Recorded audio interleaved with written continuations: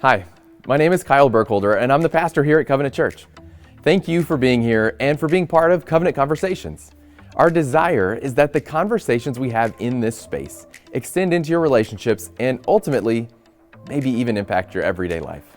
For our friends in Northwest Ohio, we believe that life happens in community, and we'd love to invite you to join us and join the conversation in person. So just head to bgcovenant.org/visit to learn more. Now, let's get in the conversation. Welcome to Covenant Conversations. Our guest today is April Wahl.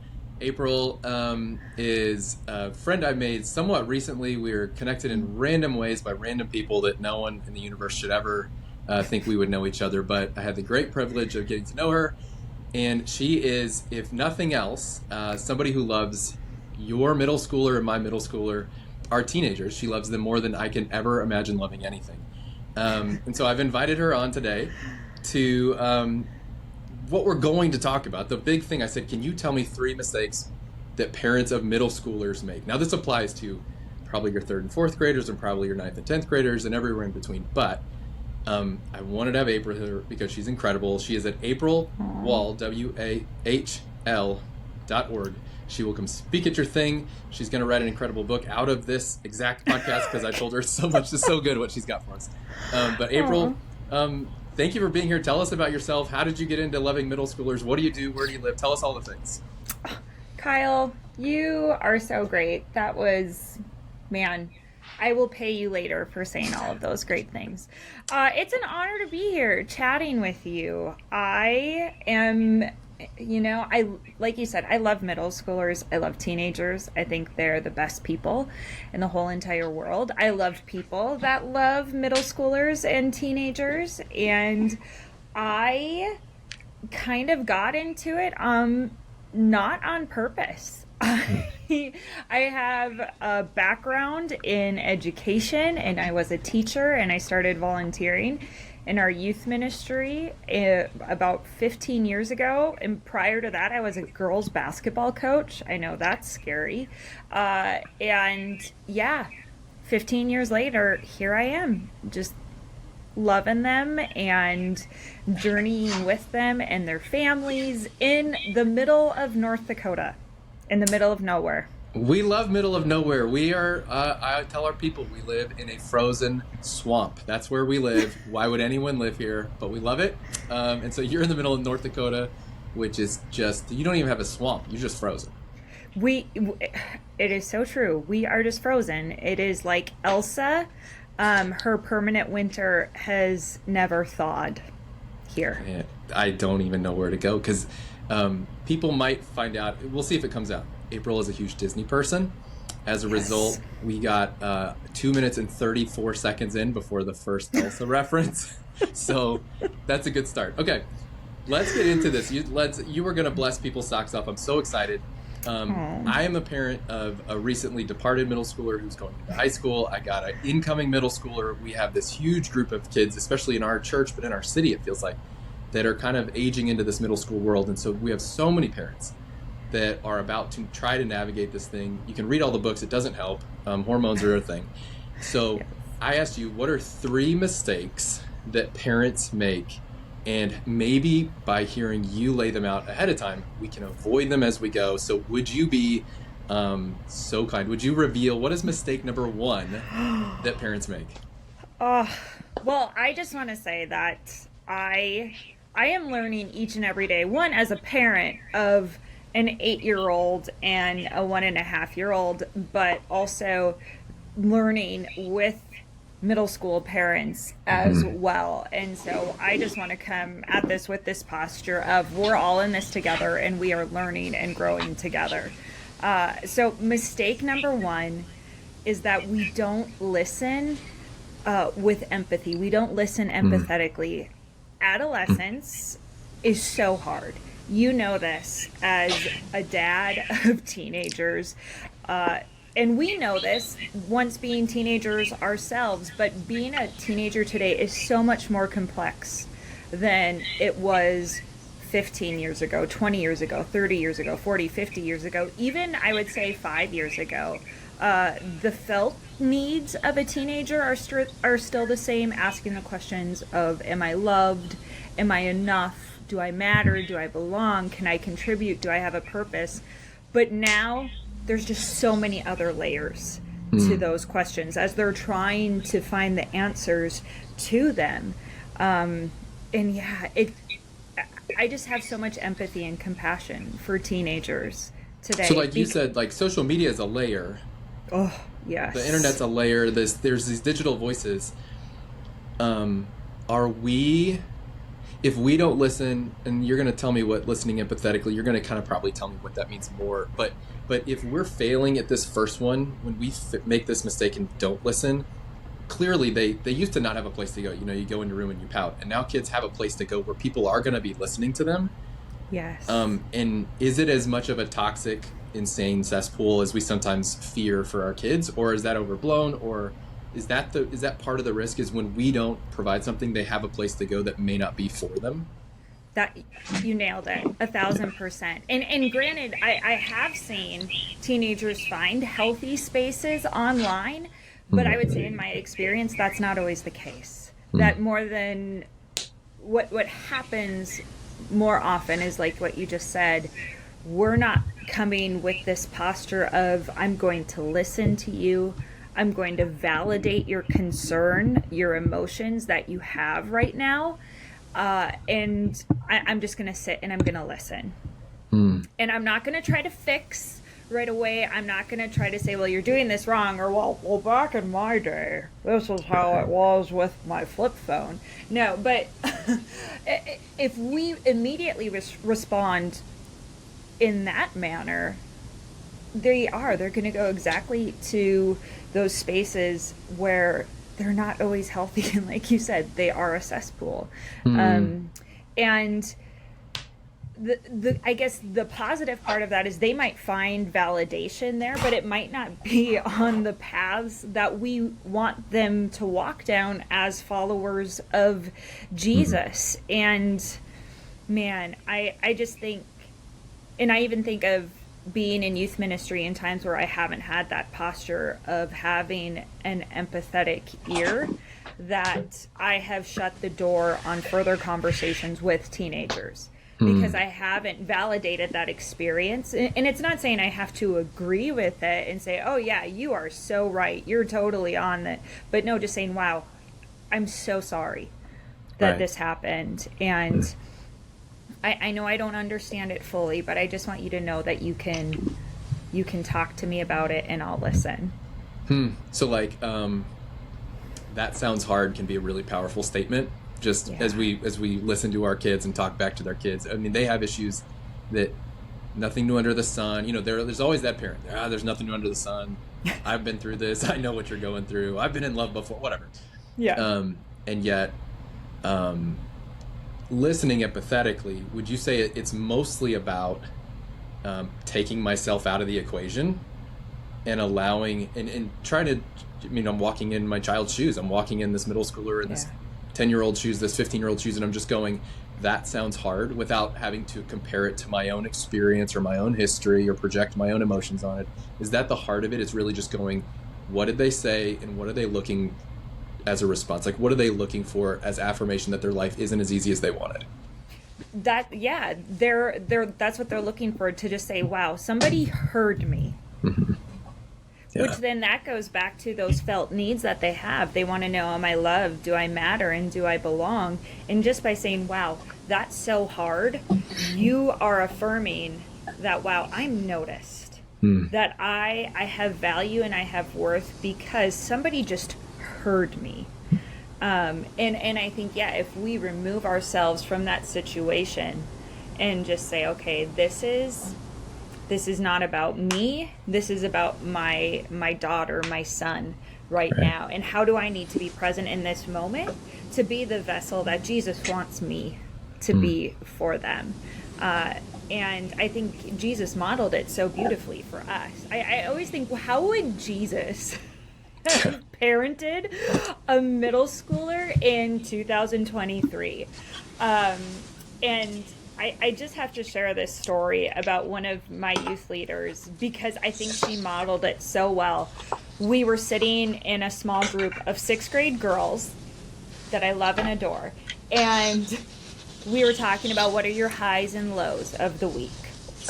And one of the girls just very dejectedly says, "Oh, today was awful. It was the worst low of my life." And we're just like, oh my gosh, what was it?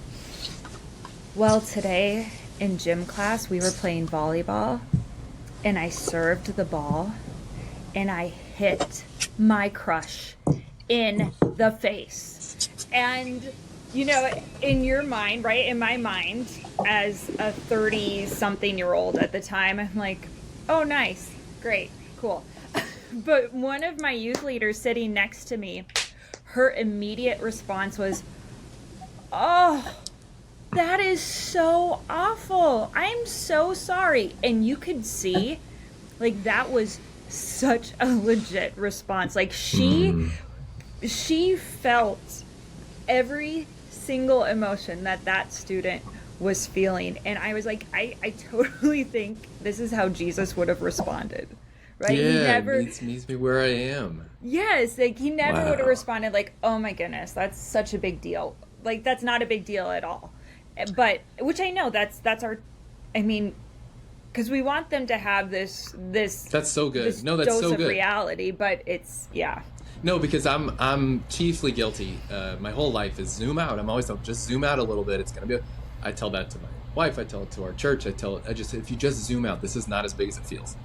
And I want to say that at first, and probably let's process the emotion first, and then we'll get to, now that we've done that, let's zoom out and say, like, in the bigger picture, what does this mean for you? And even then, they may go, it's the end of my life. I hit my boyfriend. I hit my crush in the face with a serve. And you go, okay, sounds good. Let's, I'll get the memorial ready and we'll just keep moving. But, okay, so let me ask one thing. So one of the reasons I think you're the expert is you've been doing it so long. You have such empathy. And you know what your middle schoolers are saying. And so that's the thing that parents don't have. Parents don't have the access that you have to go, tell me what middle schoolers are saying about what they wish their parents would do. Like, how do we not do this mistake? What do they want from us? And then how do we accomplish that in like a biblical way? Yeah. What they really want, and this again comes from knowing them and asking them, is one student said to me, "I want my parents to be kind and not angry when I'm emotional." And I think to the Psalms. I think of these beautiful chapters of poetry of, good grief, like King David had all the emotions of a middle schooler, and that was just in maybe 5 verses of a psalm. And so I think, okay, how do we approach this in the likeness of Christ? And we approach this from a biblical standpoint. We see that God is with us in these waves of emotions, and we see that these emotions that they point to something deeper going on. But if we just say, no, this is too much, like, could we possibly even be stifling the work of the Holy Spirit within not only our own students, but within ourselves? And so what could possibly Jesus even want to teach us through having this posture of listening empathetically to our students? So I love it. There's someone wise in our church who taught me that every emotion asks a question. And that to me is what you just said. You just repackaged that beautifully for us to think about our kids and go, well, this emotion is not the end of the sentence. It's actually the beginning of the question. Is like, what's behind that? What are we doing? And then as you've been kind of unpacking this, I would have to confess, I think as we as parents listen to your wisdom and we kind of start thinking through this, it might be wise for us to put ourselves in the position of the teenager. How do we do this empathetically? Well, I don't remember being a teenager, but most of us have had a boss at some point, and it's not unlike what you wish your boss would want to say to you, or what you want your boss to say when you mess something up at work or when you don't meet the deadline or whatever. It's not about punishment or consequences. It's really about, are they willing to understand my circumstances? Are they willing to empathize with my flaws and my failings? Are they willing to hear me? And then often yeah, I understand there's consequences for that. I understand that there's a performance review at the end of the year and I did miss that objectively. But even for us to go, I think there's a way to put ourselves in their position, because we still do have some of those relationships that feel like, yeah, I'm just always misunderstood. And so maybe even as we get to mistake number 2, our parents can even begin to listen that way of going, oh, I guess I could do that because I am in some of those relationships. So, yeah. Okay, listening empathetically, we can start. Yep. Number 2. This one's hard because I even see myself doing this with our students and even with my 8-year-old. We don't let them learn. Now what I mean is I'm not saying that, okay, let's let all these teenagers go wild, let loose, and be like, you know what?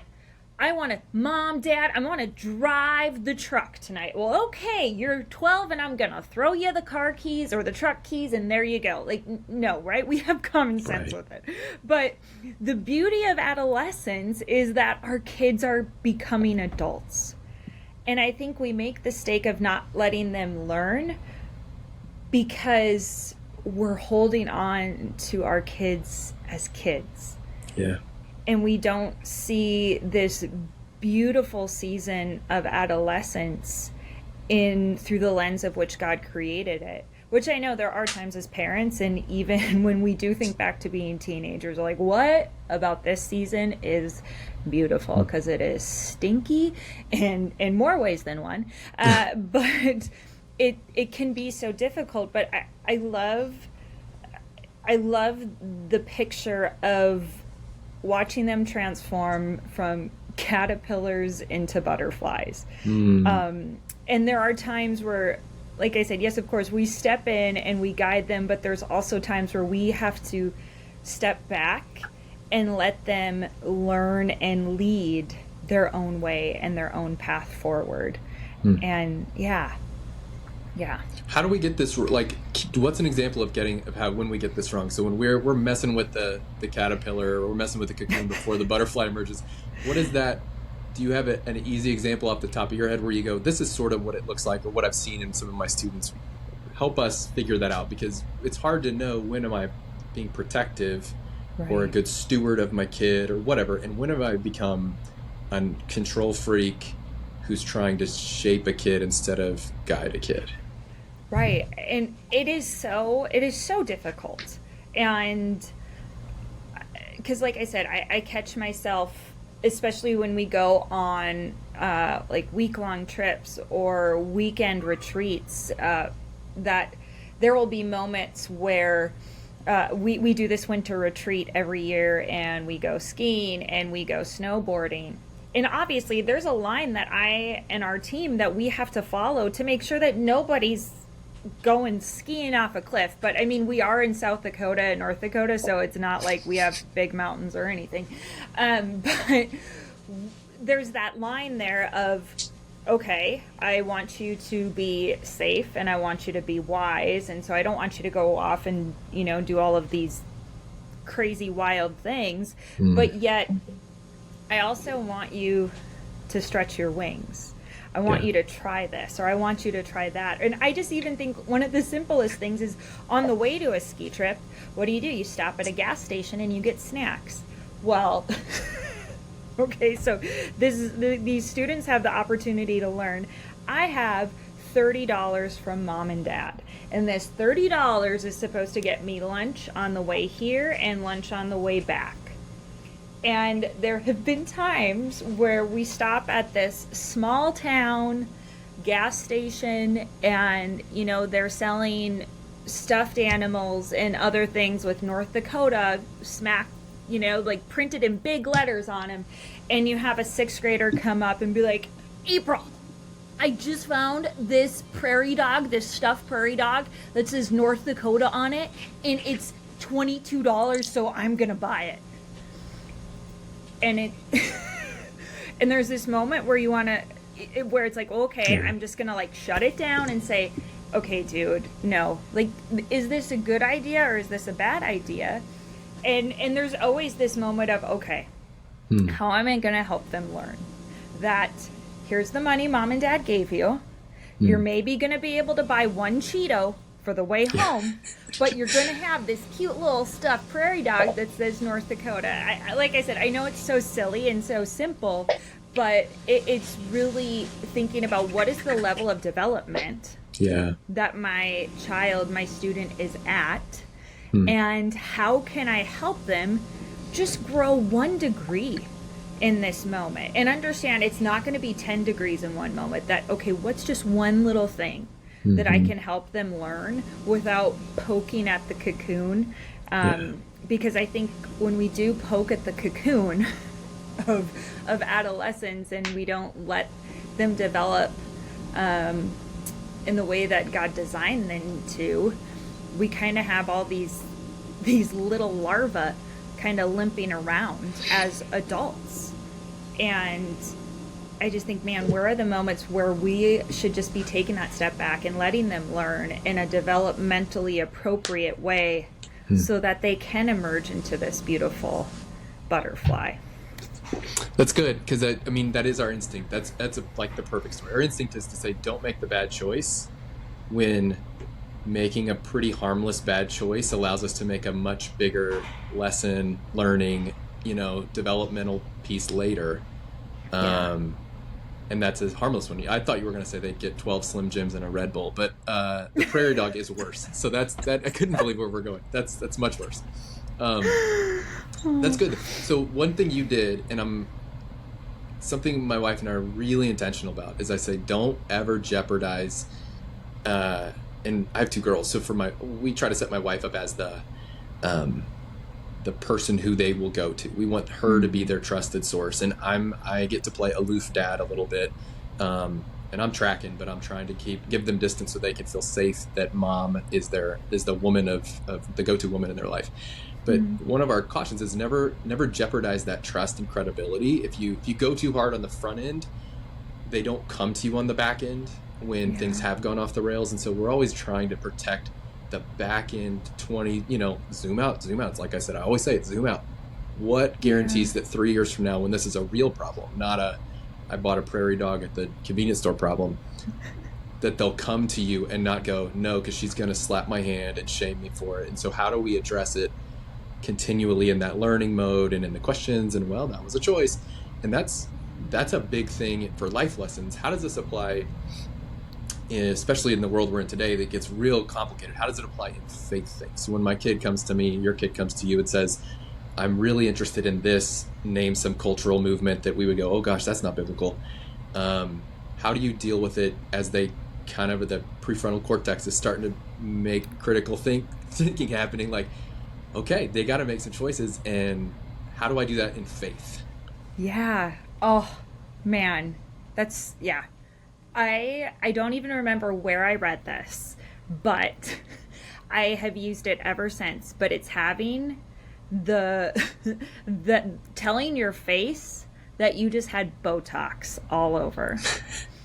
So even just physically, right, when your student comes and says, yeah, I'm interested in this thing, and our mind, our heart, everything inside of our bodies is like, mayday, mayday, mayday, oh my gosh, like, and we have this whole narrative played out of how it's all going to go off the rails. But on the outside, we got to have the Botox face, and responding again in that manner with an empathetic posture, but understanding that if we just say, well, gosh, that's wrong, where in the world would you come up with that we're stunting that growth, that understanding that part of letting them learn. This is a part of them becoming autonomous, that they're learning autonomy and having that ability to decide from themselves and be their own person. And so it's like we take this stance of a consultant,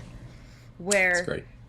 Wow, I'd love to hear more about why you're interested in this, and you know what, let's explore this together. And let's think about what role does Jesus play in all of this, because in order for and we just think of ourselves as adults, when does our faith grow? Well, it grows when we have questions, right? It grows when we might have doubts. And so I wonder what would happen if, especially just within the church in general, when we looked at Gen Z or now Gen Alpha, if we looked at them when they have these questions about X, Y, and Z that might make our insides go, oh my gosh, what do we do now? That if we just thought, okay, this is their faith taking a turn for the better. This is an opportunity for us to speak into this phase that they're in and say, okay, here's how I'm going to help you see the way of Jesus in this. And we have to figure out how to do this dance of knowing when to speak into those situations, and again, just taking a step back and saying, okay, Jesus, I'm going to let you work. Because I trust that you're big enough for this. But yeah, like you were saying, I love that perspective that you guys have as parents, where you're like, okay, yeah, we're thinking of this in the long run, of we always want to be that place that our daughters come back to. And I just love that. I think that's so great. And you're providing that space for them to say, yeah, I know I can bring my big questions to mom and to dad, because there isn't going to be the, oh my gosh, what are you doing? And I think like that's just so the heart of Jesus, because you look all the time at, I mean, my word, his disciples, like, let's talk about drama and adolescence and all that stuff. Like, they're the epitome of it at times. And I just think of the posture of Jesus and then the heart of the Father and all of that. And Jesus and God are big enough to handle all of those things for us. So we have to trust that they're big enough to handle the questions that our teenagers have. So I love it. Yeah. I love it. That's it's a wild act of faith. And so maybe what parents need to hear is God might be growing your faith through your kids' doubts. Yeah. And when we respond in insecurity, then it says more about us than it does about them.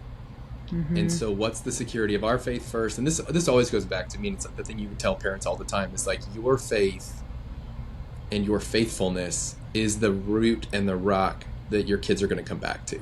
So when their world is shaking, if I'm not faithful and I'm not solid in who I am and how I live out what I am, if I'm a hypocrite and I change my mind every few days and I'm always slapping hands and never just listening, I become unsafe. And if I'm supposed to raise them up in the way they should go, well, what am I raising them into? If I want them to be more like me, if I'm discipling my own kids, I better be who I want them to be in a consistent manner over a long period of time. And it seems we're so reactionary. We want to nip this in the bud and we want to get this right here.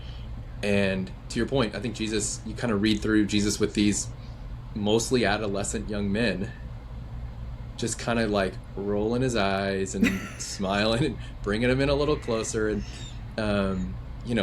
Peter the middle schooler would have been that's your next book. That's 3 books away. Peter the middle schooler is just like, how do you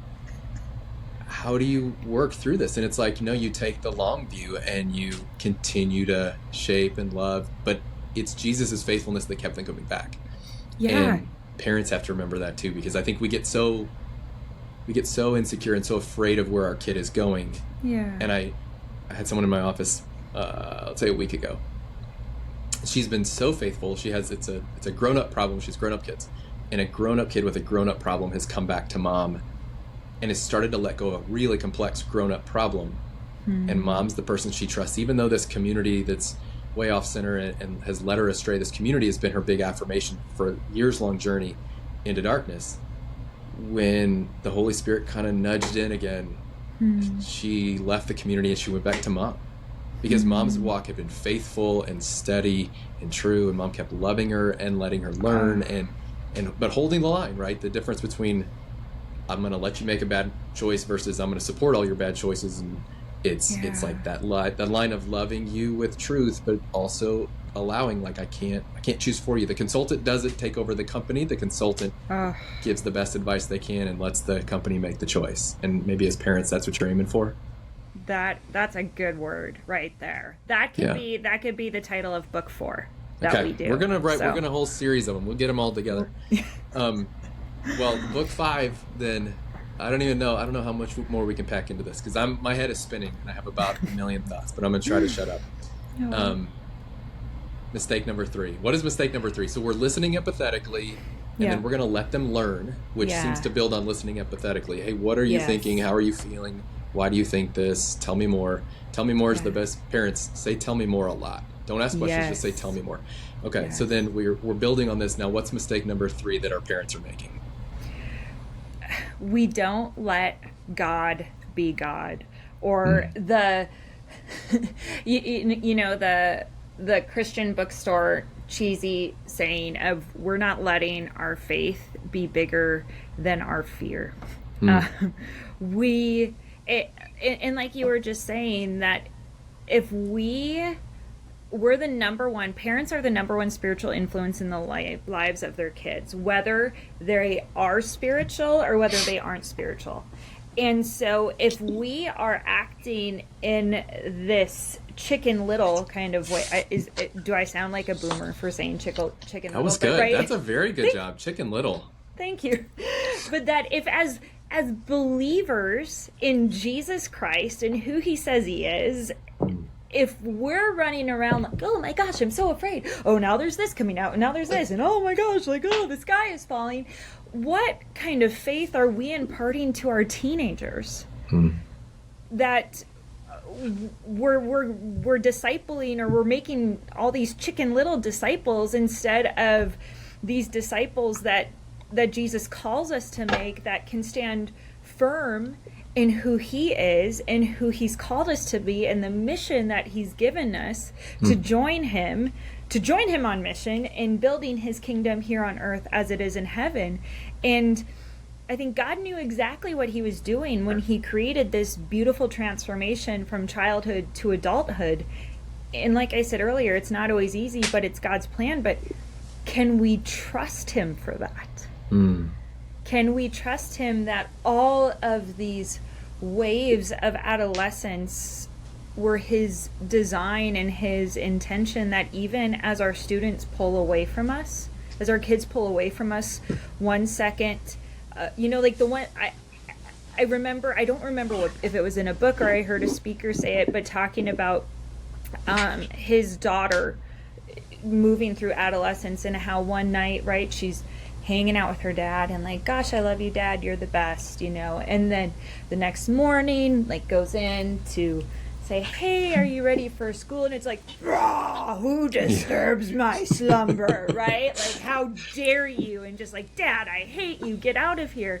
And I think, and I don't know if it's just the way of culture right now, but just to say, okay, here are the normal things that my adolescent child is going to be going through, and I don't need to fear, because I know the one who holds tomorrow. I know the one who is in charge of all of this, and we have this incredible opportunity to have influence and impact on the kids that God has given us to raise, and then even too, like, our kids as friends, that we have this opportunity to create a culture of trusting that Jesus is enough, that he is who he says he is, that he has a plan, and that we're all gonna be okay because we know how it ends. Yeah, we know how it ends. And so I think,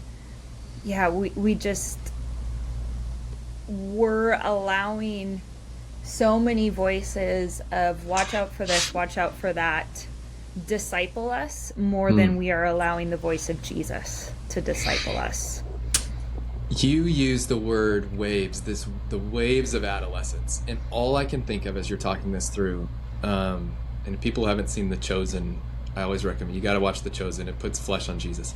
But the scene of Jesus, it's in your Bible before it's in The Chosen, but the scene in The Chosen of Jesus calming the wind and the waves and the disciples in the boat, so whether you've seen it or not, the story's familiar. Who are we? Are we joining our adolescent in the boat and then crying out about the wind and the waves of the culture and crying out about the latest drama that happened? And are we out with Jesus and taking the posture of Jesus, who, in a word, peace be still, can can set the whole thing right. And so who is our trust in? Is our trust in the one who can calm it all, or is our trust, are we just might as well be another adolescent in the boat, panicking and freaking out? And our kids are so smart. Like, they read our emotions more than they know they're reading. Like, subconsciously, they know how we're feeling when we walk in the door. Yeah, I know this because I'm not a very emotional highs and lows human. I cry all the time, but and I'll hear my girls ask my wife, "Is Dad okay if I come home less than like 100% cheery?" So they're reading me the second I walk in the room. Yeah. And so as they go through the waves, I'm just imagining we got to get out of that storm with them, and we have to be this safe place drawing them towards Christ, and the only thing that can calm that for them. That's beautiful, because they're going to ride the waves over and over. It's going to keep happening. We can't stop the storms of adolescence. No, there's not a thing that we can do to stop this beautiful transformation. And we don't want to. Right. Because again, we have this incredible opportunity to watch these little tiny humans grow into these incredible adult humans. And it's such a gift. And as you were talking about the waves, one of my favorite illustrations comes from one of my dear friends that has raised 2 teenagers. One's in college, one's about to start college. She and her husband were in youth ministry for years. They're lead pastors now. And she said, one day I was listening to my daughter, ride the waves and say, well, then there was this, and then there was this drama, and then there was this. And my friend said, and I thought of it, it's a lot like a roller coaster. And she said, and there's so many times I want to get in the roller coaster car with her, and I want to be like, well, yeah, of course. And I just want to ride it all with her and just, join her on every up and every down and every twist and turn. And she said, but what I've discovered is that I just have to sit back and listen. And I just have to let her move through this and then speak into it when I have that nudge from the Holy Spirit. Yeah. And then she said, and then I'm always waiting at the end of the ride. Yeah. I'm always waiting there as soon as she gets off to just say, how was it? And I'm like, that's gold. April, that's gold. So good. I mean, even dig one level deeper. What's your favorite roller coaster at Disney? Cosmic Rewind, Guardians of the Galaxy. See, I knew you'd have one right off the bat. Okay. I've never been on that. But I did Space Mountain, I think. And I think I did whatever the Everest one is. But Space Mountain is great. You cannot have a conversation in the middle of Space Mountain. Right? No. You're riding the ups and downs of it. You're in the dark. You're upside down. I don't know where I am. And if someone tried to talk to me while I'm in the middle of the roller coaster, I'm not really hearing them. It isn't until you get off, you're on the platform, you start to digest what just happened. You don't even know what just happened, frankly. And then you're like, what? What was that? And if somebody was like, well, I have the schematics, I've ridden it before, let me show you, I might start to understand it. But so often, this is so good. And I never ever heard of this or thought of this. This is fantastic. When we engage our kids on the roller coaster, and then we get frustrated that they're not hearing us, they're not listening to us, they're not obeying us, we got to maybe wait for them to get off the roller coaster before we try to dispense the world's greatest, most profound wisdom, because they're not hearing us in the middle of that emotional storm. I mean, that's gold. That's wild. That is gold. You just took that to the next level. Well, that's book 8. So I think parents have to hear, because everything you've been saying is rooted in a parent's own walk with Christ. And so people will often ask me, like, what's one thing I need to do? Or what's how do I prepare for this? And I would actually say, what book do I need to read? I would just say, you probably should be in your Bible more, because your kid will not believe you. Yeah. And you're not going to have the faith and the steadiness to get through the season if you're not rooted in Jesus first. So you can tell your kid all day long that they need to trust in the Lord. And if you're not doing it, if you're not rooted there, it's not going to happen. So let me just, I can't help myself. Let me exhort some people and say that. So parents, you got to be in the Word. Your faith has to be growing stronger if you have any hope of pointing people to it. Okay. End of rant. Holy cow. I feel like I'm on the roller coaster. Okay. What is so let's summarize. You've summarized all the things. We listen empathetically. Mm-hmm. Let them learn. What was number 3? Something about a roller coaster. We let go and let God. Okay, there it is. We gotta actually believe that Jesus is who he says he is, and he can actually cover this. So our faith needs to actually start showing through. Good. Yes. Okay. So then you have access. Let's say God gives you a microphone. You have access to every parent of a middle schooler, a high schooler, a tween, every parent in America. And God says, you get to tell them, here's your 2 minutes. What would you tell parents? What do they need to hear that's going to make this big difference that might shape them so that they might shape these kids as they become the next leaders of the church? I would say remind your son or your daughter each and every day of who they are and whose they are. That because of Jesus, they are loved and they matter and they belong. And their job is to go and tell their friends that same exact, those same exact words, and to just ground, like you said, like ground yourselves in the identity that Jesus has given you as his friend and as his follower. And I really truly believe that that everything else falls into place when we begin with that foundational work of, this is who Jesus says I am. I am loved and I am matter and I belong. And I just need to go tell everybody else those 3 things. I just think I have phenomenal parents, and they showed me those 3 things every day. And yet I still struggled with those same 3 things when I was a middle schooler, or when I was a high schooler. I still struggle with those 3 things. But I think, man, if we show up as parents and as the church in the lives of teenagers each and every day, showing them you are loved and you matter and you belong, man, like, watch out. The world is going to be set on the fire in the best way ever. Because Jesus is going to be at work, and he's going to say, yeah, those are my friends and those are my followers, and they're killing it. April, you are killing it. Thank you for gracing us with some of your time, for sharing some of your wisdom. You, for sure, are blessing. People you'll never meet are going to get blessed, and kids you'll never know are getting blessed just by your willingness to carve out some time for us. So, thank you for that. If people want to know more about you, April Wahl, WAHL.org.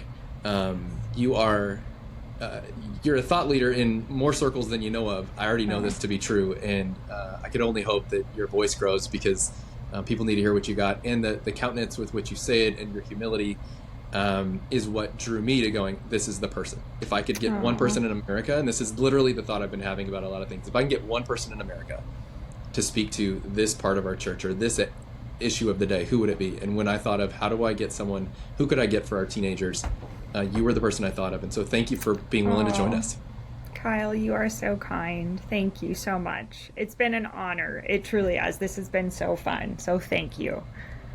Well, this is Covenant Conversations, and we hope whoever is watching this, listening to this, will join us for the next one, whenever that is. So thanks, and see you later.